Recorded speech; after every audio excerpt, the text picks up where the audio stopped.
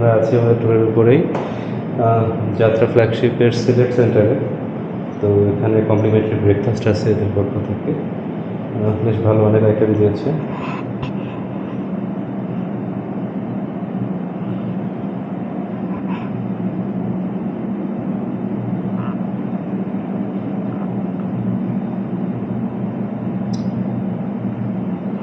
এবং রীতি এবং চিরাচরিত নিয়ম অনুযায়ী তার নাম সেলফি তুলছে। সাদা পাথর ভ্রমণের প্রথম পর্বে আমরা আপনাদের দেখাবো কিভাবে সিলেট থেকে আমরা সাদা পাথর পৌঁছালাম এবং পথে আমাদের যে অভিজ্ঞতাগুলো হয়েছিল সেগুলো আপনাদের সাথে আমরা শেয়ার করব। সকাল সকাল ব্রেকফাস্ট শেষ করেই সিলেট শহর থেকে আমরা রওনা হয়ে গিয়েছিলাম কোম্পানীগঞ্জ উপজেলার ভোলাগঞ্জ সাদা পাথর পর্যটন কেন্দ্রের উদ্দেশ্যে। সিলেট নগরী থেকে ৩৫ কিলোমিটার দূরত্বে সীমান্তবর্তী উপজেলা কোম্পানীগঞ্জ। পথেই চোখে পড়বে উঁচু উঁচু টিলা আর চা বাগান। সাদা পাথর পর্যটন কেন্দ্র থেকে কিছুটা দূরত্বে থাকতেই আপনারা দেখতে পাবেন ওপারে অবস্থিত ভারতের খাসিয়া জৈন্তিয়া পাহাড় এবং পাহাড় থেকে বয়ে আসা ঝর্ণাগুলো।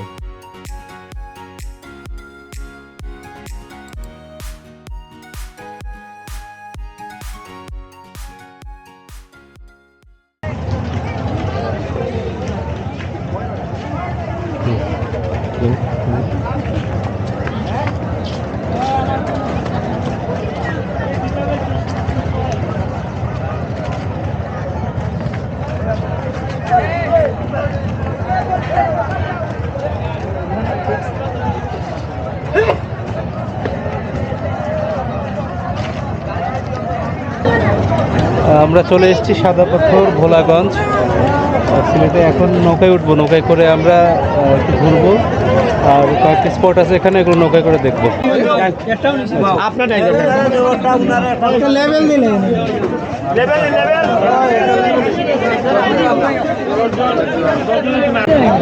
আমরা একটা নৌকা রিজার্ভ করছি এখানে।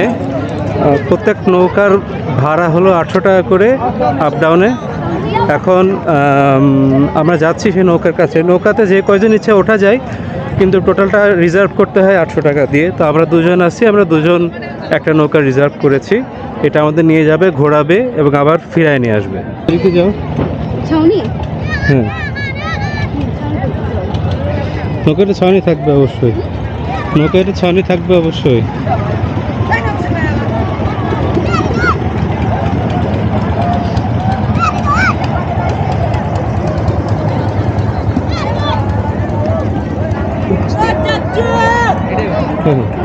এটা উঠো।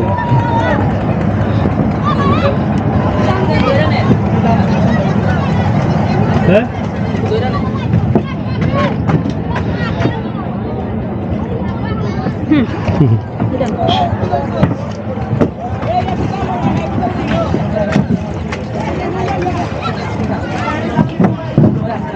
এদিকে বসো।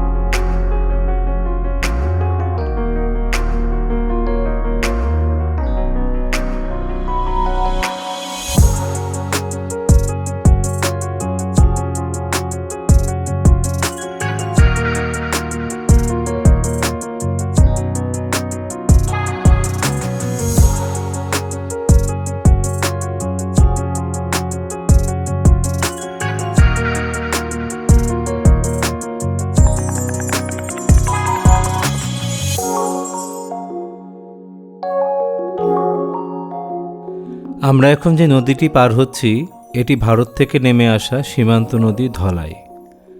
ধলাই নদীর 0 পয়েন্ট এলাকা স্থানীয়ভাবে সাদা পাথর এলাকা হিসেবে পরিচিত। ভারতের খাসিয়া জৈন্তিয়া পাহাড় থেকে নেমে আসা ধলাই নদীর পানির সঙ্গে প্রতি বছর বর্ষাকালে নেমে আসে প্রচুর পাথর। ধলাই নদীর তলদেশেও রয়েছে পাথরের বিপুল মজুদ। এই ছিল আমাদের সাদা পাথর ভ্রমণের প্রথম পর্ব। পরের পর্বে আমরা সাদা পাথরের নয়নাভিরাম প্রাকৃতিক সৌন্দর্য তুলে ধরার চেষ্টা করব, তাই সাথেই থাকুন।